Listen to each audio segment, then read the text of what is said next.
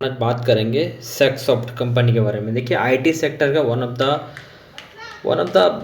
Good stocks है और आज डेट है 3 फरवरी 2025। तो फाइनली अभी डिस्कस करेंगे Q3 रिजल्ट के बारे में, यानी कि दिसंबर 2024।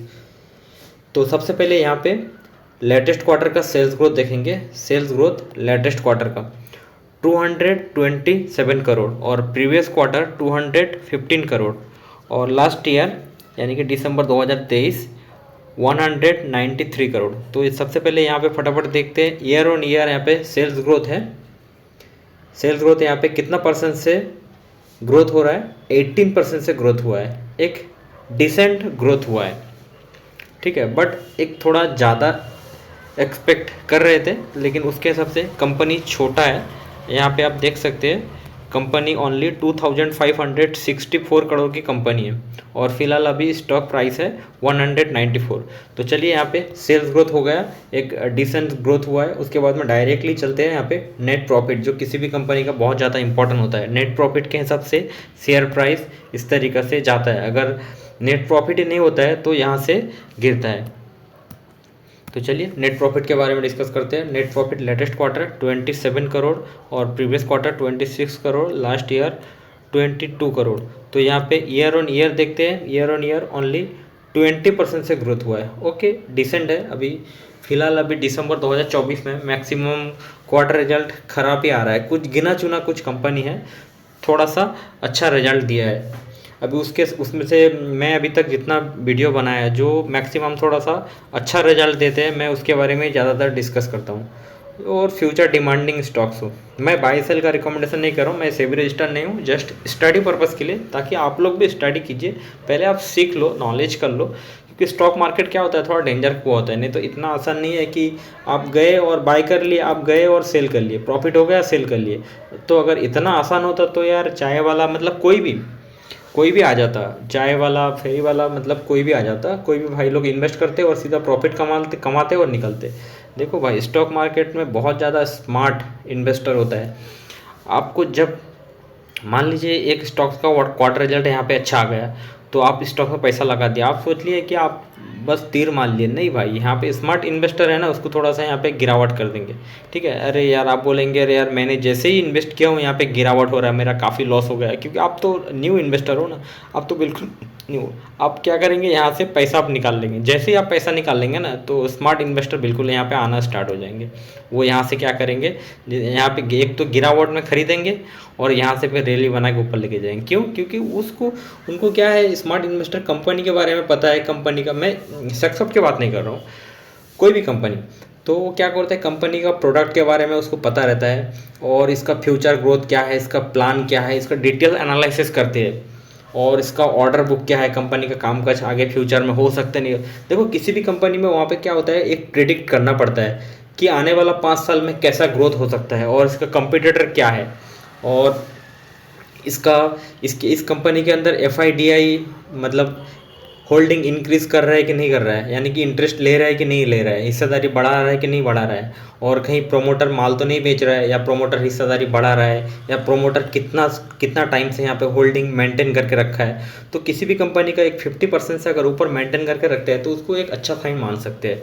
तो चलो कहीं सारा डिस्कस किया हूँ, अभी डायरेक्ट पॉइंट पे आता हूँ। अभी उसके बाद में यहाँ पे देख सकते हैं कि आपको मैं बताया नेट प्रॉफिट 20% से ग्रोथ हुआ है और ईयर ऑन ईयर भी 1 करोड़ से ग्रोथ हुआ है, और EPS भी देखेंगे ईयर ऑन ईयर यहाँ पे 20% से ग्रोथ हुआ है और क्वार्टर ऑन क्वार्टर समथिंग थोड़ा सा ग्रोथ हुआ है। तो एक छोटा सा कंपनी है, आप देख सकते हैं, तो उसके हिसाब से ओके रिजल्ट दिए, कोई दिक्कत नहीं है, छोटा कंपनी है। और फिलहाल अभी इसका कंपनी का स्टॉक पी देखेंगे 25 और इंडस्ट्री पी के साथ में कंपेयर करेंगे, इस कंपनी का भी इंडस्ट्री पी है 34। तो उसके हिसाब से कंपनी अभी क्या है, अंडर वैल्यूड है, ठीक है।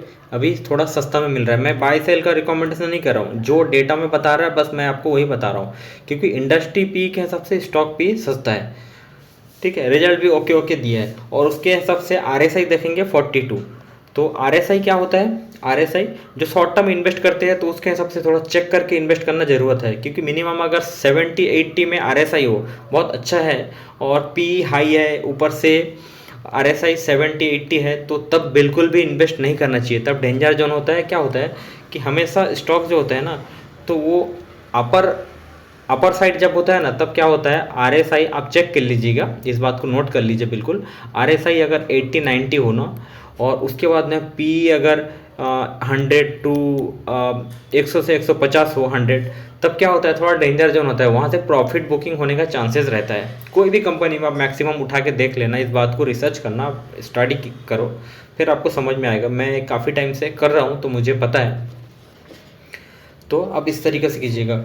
और उसके अलावा इस कंपनी में देखेंगे, इस कंपनी में है ना प्रोमोटर का हिस्सेदारी है 66%, और उसके बाद में यहाँ पे FI है 2.86% हिस्सेदारी है, और DI का होल्डिंग यहाँ पे बिल्कुल भी नहीं है, और अदर है 4%।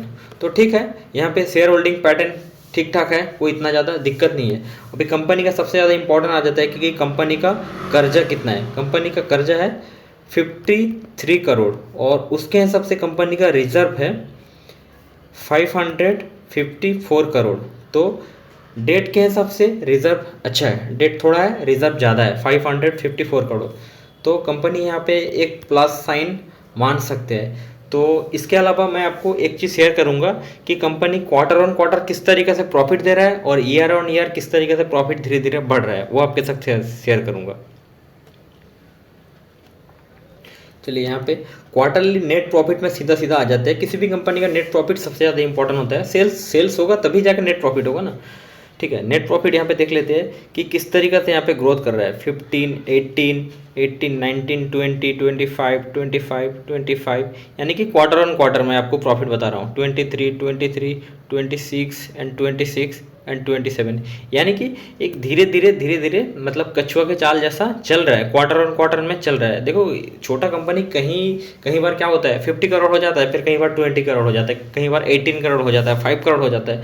तो ऐसा अप डाउन नहीं है, एक एवरेज मेंटेन करके रखे है। यही कंपनी की एक अच्छी बात है। किसी भी अच्छी कंपनी के यहाँ पे एक निशानी रहती है। मैं इस कंपनी को बाय सेल का रिकमेंडेशन नहीं कर रहा हूँ। अब कोई भी कंपनी को इन्वेस्ट करने से पहले इस तरीके से कम क्वार्टर एंड क्वार्टर और year on year profit check कीजिए। और मैं जितना सारा आपको टूल्स पैरामीटर बताया वो भी चेक करना बहुत ज़्यादा ज़रूरत होता है। मैं इंपॉर्टेंट टूल्स पैरामीटर अब तक शेयर किया हूँ। और उसके बाद में चलते हैं यहाँ पे ईयर ऑन ईयर। देखिए, मार्च 13, मार्च 2013, मार्च 2014, तो मार्च टू मार्च मतलब ईयर ऑन ईयर यहाँ पे। तो नेट प्रॉफिट पे सीधा चलते हैं टाइम बिना वेस्टेज करते हुए। तो यहाँ पे आप देखिए 11 करोड़, 15 करोड़, 70 करोड़, 20 करोड़, उसके बाद में 20 करोड़, 24 करोड़, 38 करोड़, 39 करोड़, 45 करोड़, 63, 82, 96, और फिलहाल अभी TTM में 101। तो यहाँ पे मैं आपको ही बताया, ईयर ऑन ईयर भी प्रॉफिट ग्रोथ हो रहा है धीरे धीरे। ठीक है, कोई दिक्कत की बात नहीं है। और इसके अलावा मैं कहीं सारा टूल्स पैरामीटर अब तक शेयर किया हूँ। 5% का गिरावट है, और 5 दिन के अंदर देखेंगे 2% का रिटर्न है, लगभग 3% का। 1 मंथ के अंदर में 10% का रिटर्न है, 6 मंथ के अंदर में 10% का रिटर्न है, और 1 ईयर के अंदर में, यानी कि यहाँ पे लगभग गिरावट है। और यहाँ पे फिलहाल 33% का डिस्काउंट में मिल रहा है। देखो, फिलहाल अभी एक डिसेंट सा ग्रोथ दिया है। और अभी स्टॉक भी मैं आपको बताया, तो आप इस स्टॉक्स को रेडर में रखिए, स्टडी कीजिए, वॉच कीजिए, और उसके बाद में आप बिल्कुल भी इन्वेस्ट कीजिएगा। मैं फिर से बता दूं, मैं सेबी रजिस्टर नहीं हूँ, जस्ट स्टडी पर्पज़ के लिए आप तक शेयर किया हूँ। Thank you so much watching this video.